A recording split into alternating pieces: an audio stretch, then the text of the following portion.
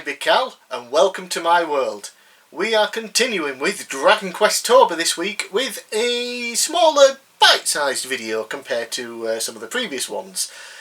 Mainly because the final video that's coming next week is probably going to be the biggest video of the month, and hopefully the best.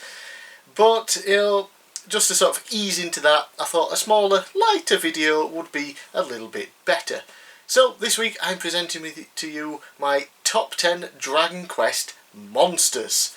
Please note that these are obviously A, my opinion, and B, mostly based around the design of the monsters, because some of them aren't available to use in the actual monster spin-off series where you can have them on your team and level them up and use them to attack and things. So some of these are just enemies, so you can't really judge them by how good they are in combat, etc, etc. So it's mostly design. A little bit of the other stuff will come into it, but yeah. So let's just get going with number 10. Number 10. Smashin Crab. Appearing only in the Dragon Quest 7 games on PS1 and 3DS, Smashin Crab is, well, a crab with 4 legs and 2 arms, and its name is based on Smashin Crab. Pretty much made the list because I find its design amusing.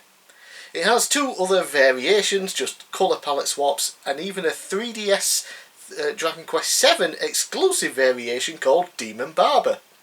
Perhaps that version is more interesting visually, but I still prefer the OG design. Number 9.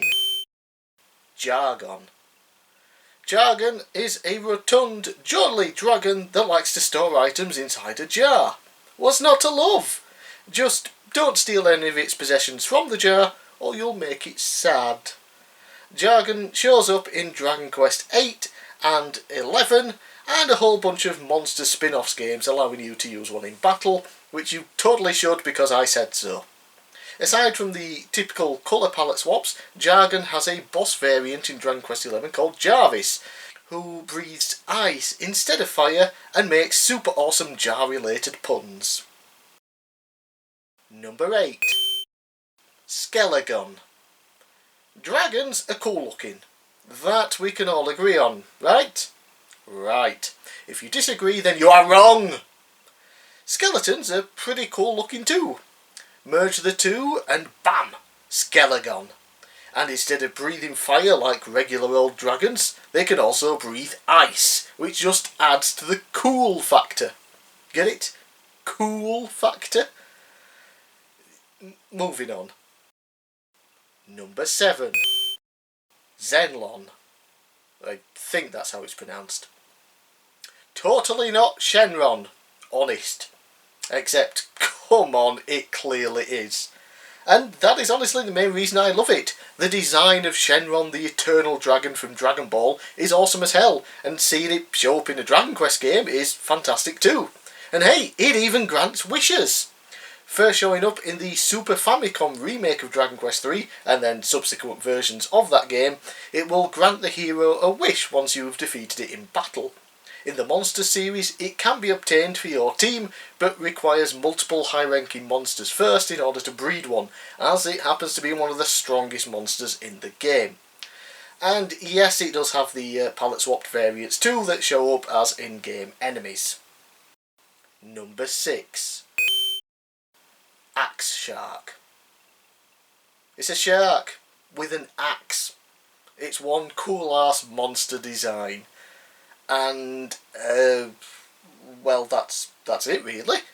As far as I can tell, it has only appeared in Dragon Quest Monsters 2 and has 0 colour variants.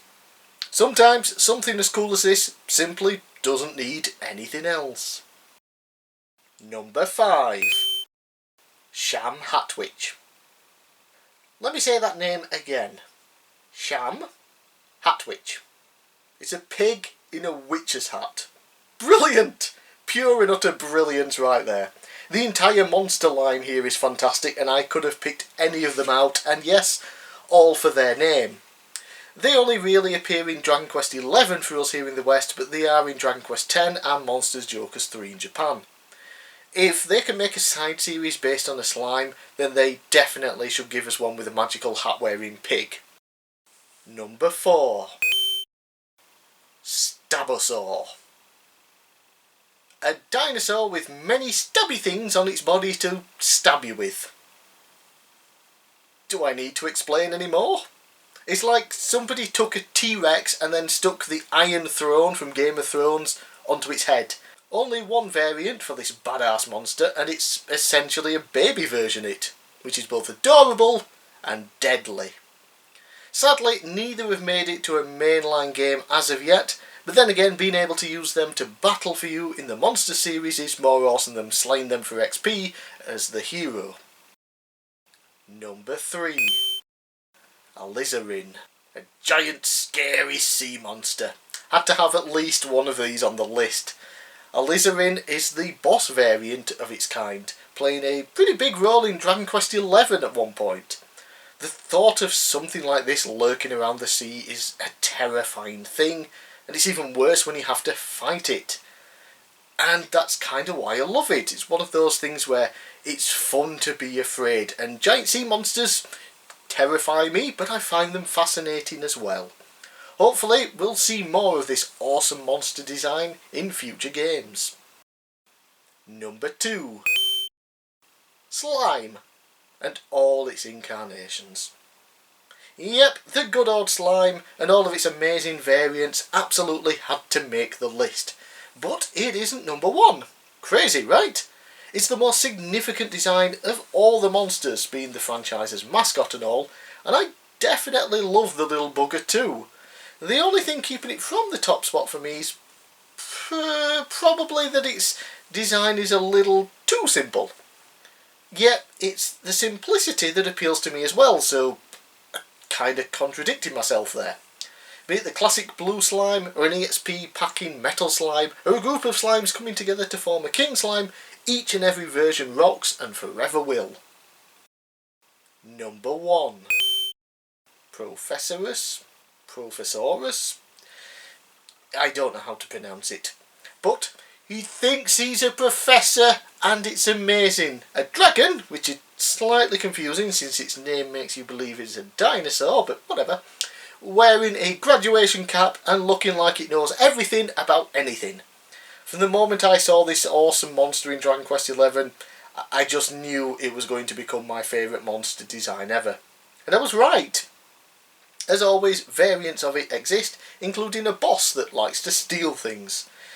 The only thing this line of monsters stole though was my heart, damn it. And that does it for my list of top 10 favourite Dragon Quest monsters. Like I said, mainly based on design, so not really much to go with other than, hey, that looks awesome. So, thanks for watching, I hope you enjoyed the video. Let me know down in the comments below what you thought of my top 10 and how wrong I probably was. Let me know what your top 10 is, and I will see you again next week for the final episode in Dragon Questober, as I look at Dragon Quest XI.